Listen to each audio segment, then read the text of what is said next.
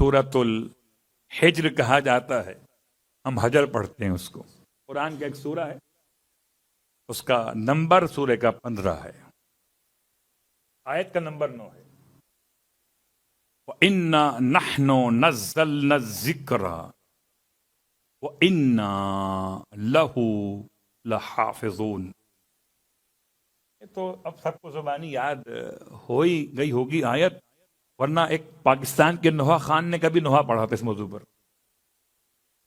اور اس میں یہ آیت پڑھی تھی، اور اس زمانے کے بچوں نے، اچھا وہ جو ہم یاد کر رہے ہیں وہ یاد نہیں ہوتا، اور جو نوحہ خان یاد کرائیں، میں نوحہ خانوں سے کہتا ہوں اگر آپ ایسے ہو جاتے کہ وہ کچھ یاد کرا دیتے کہ آپ کے بھی کام آتا، ان کی بھی کام آتا، تو ہماری مشکل بھی آسان۔ صلوات پڑھے محمد والے۔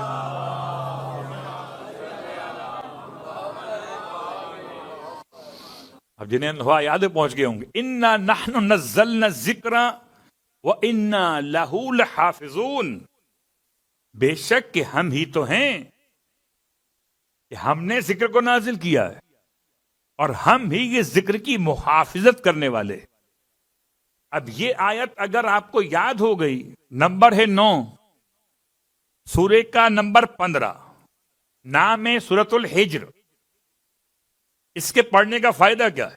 فائدہ ہے کہ اگر کوئی حاجت ہو تو پڑھ لیجئے۔ اور اس جملے کا لطف آتا مجھے مسجد کوفہ کے اندر، جب سارے اعمال کرا کے لوگ تھک جاتے ہیں، 11 مقامات ہیں، اور 11 مقامات کی 28 رکعت نماز پڑھنے کے بعد اب میں اس سے کہتا ہوں اگر حاجت ہو تو نماز حاجت ہے۔ لوگ حیران ہو کے دیکھتے ہیں کون سا ایسا ہوگا اس کی حاجت کوئی نہ ہو۔ تو اگر آپ کی حاجت ہے تو سن لیجئے، نہیں ہے چھوڑ دیجئے۔ 1000 مرتبہ پڑھنا ہے بس۔ کتنا مرتبہ؟ 1000۔ اِنَّا نَحْنُ نَزَّلْنَا الذِّكْرَ وَإِنَّا لَهُ لَحَافِظُونَ۔ 1000 مرتبہ پڑھنے کا فائدہ یہ ہے کہ آپ کی حاجت کو خدا پورا فرما دے گا۔ حاجت خدا کی بارگاہ سے پوری ہو جائے گی، لیکن اگر کبھی شدید قرضہ ہو یا دشمن کی شدت کی بنیاد پر بہت خوف ہو، ایک بڑی تکلیف و پریشانی ہو، تو پھر آپ کو تو معلوم ہے کہ ایک طریقہ ہوتا ہے کہ ڈوز بڑھا دی جاتی ہے نا۔ جیسے کبھی کبھی ایسا ہو جاتا ہے کہ آپ گئے اور آپ نے اینٹی بائیوٹکس لی، تو پھر وہ اس کے لحاظ سے فیصلہ کرتے ہیں کہ کون سی والی آپ کو سوٹ کرے گی آپ کے اس موجودہ کنڈیشن کے اعتبار سے۔ مثال دیتا ہوں، جس سے ساتھ ہی امام فرماتے ہیں کہ 7 مرتبہ الحمد کی ضمانت، اور 7 مرتبہ کے بعد 70 مرتبہ، یہاں پر بھی ایسے 1000 مرتبہ پڑھنا ہے عام حاجت کی برابری کے لیے۔ شدت کوئی ہے تو بڑھائیے، 70,000 مرتبہ پڑھنا ہے۔ پھر 70,000 درہم نہیں دینے، ذکر پڑھنا ہے۔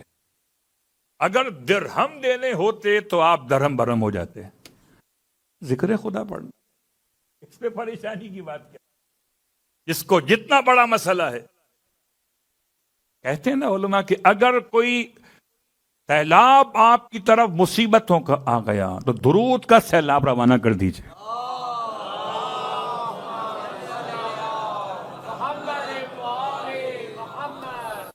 آپ کے ہاتھ میں، جیسی مشکل ویسے مشکل کشائی۔ ہم چاہتے ہیں مشکل بڑی ہو اور وظیفہ چھوٹا سا ہو، کہ چھوٹی گولی سے بڑا آپریشن نہیں ہو سکتا۔ اگر کینسر ہو گیا ہو نکالنا پڑے گا، اور نکالنے کے لیے کٹ کرنا پڑے گا، تو چھوٹی گولی سے کام نہیں ہونے والا۔ اب یہ آپ کے ہاتھ میں ہے، آپ کا مسئلہ کیسے آپ کو حل کرنا۔